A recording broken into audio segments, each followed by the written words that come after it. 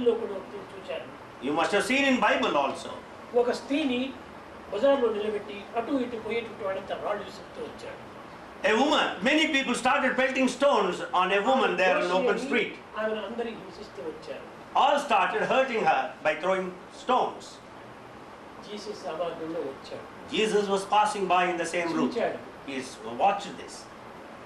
నిలబడి He said, "Stop it. ఎందుకు ఆమె రాళ్ళతో కొడుతున్నారు? Why are you pelting stones like that? ఆమె మహా పాపి.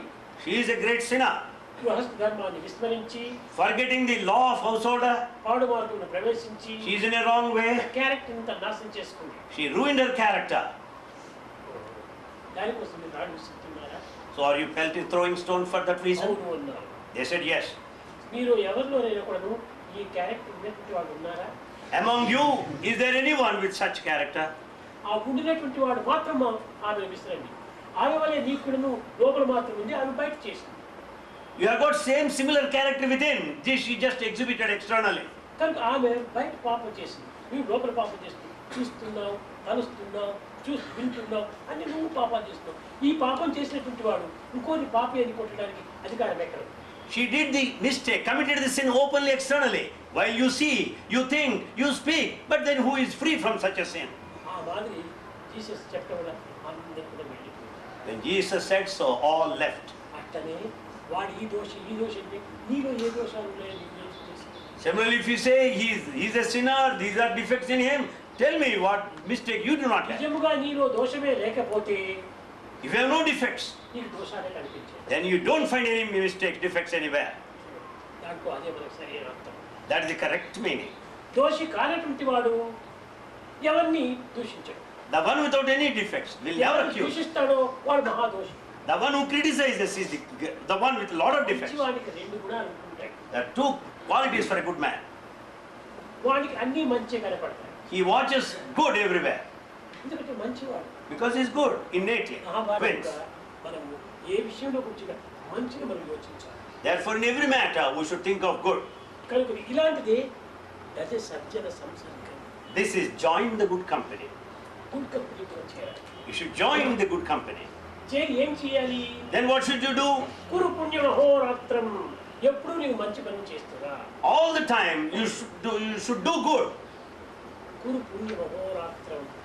రాత్రింపగలు మంచి పనులు చేస్తున్నా. Day and night do good actions. ఎవరు చూడలేదులే, అందరు నిద్రపోతున్నారు అని చెడ్డ పనులు చేయొద్దు.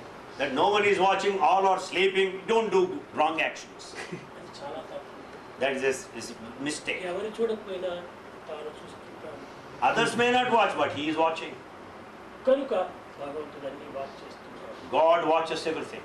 కనుక అతనికి దూరం పెట్టడానికి కానీ మరుగు చేయడానికి కానీ ఎవరికి వీలు కాదు. You can either keep it in open or hide it. స్మరం నిత్యం అనిత్యతాం. ఇది నాలుగోది. ఏమిటి?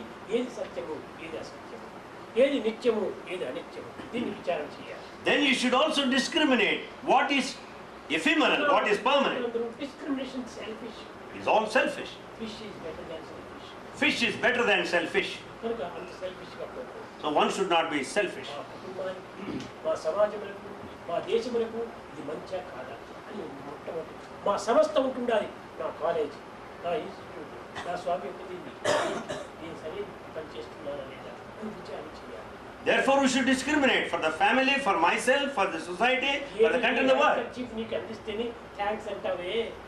నీ జీవితానికి ఆదర్శవంతమైనటువంటి యొక్క విద్యను ఇన్ని విధాలు అందిస్తూ మీకు ఇంత ఉపకారం చేస్తుంటే దీనికి మీరు చెప్పనక్కర్లేదు. If the handkerchief is given to you, say thanks. But if the entire life is given, should you not express gratitude? కానీ ఆ గ్రాటిట్యూడ్ మేము కోరనక్కర్లేదు, మేము కోరటం లేదు. But we don't expect such gratitude. But it is a duty. Do your duty. నా duty నేను చేస్తున్నాను.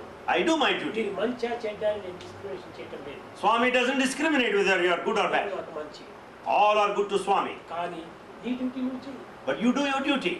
స్వామి duty చేస్తున్నాడే. ఇప్పుడు ఏం చేస్తున్నారు చాలా మంది పిల్లలు? ఏమైనా మీ తండ్రి చాలా కష్టపడి మిమ్మల్ని చదివిస్తున్నాడు, ఎంతో పని చేసి శ్రమించి డబ్బులు సంపాదించి మీకు నెల నెల పంపుతుంది. ఈ డ్యూటీ అంటారు. తండ్రి తాను చేయవలసిన చుట్టూవాడు ఏం చేస్తాడు?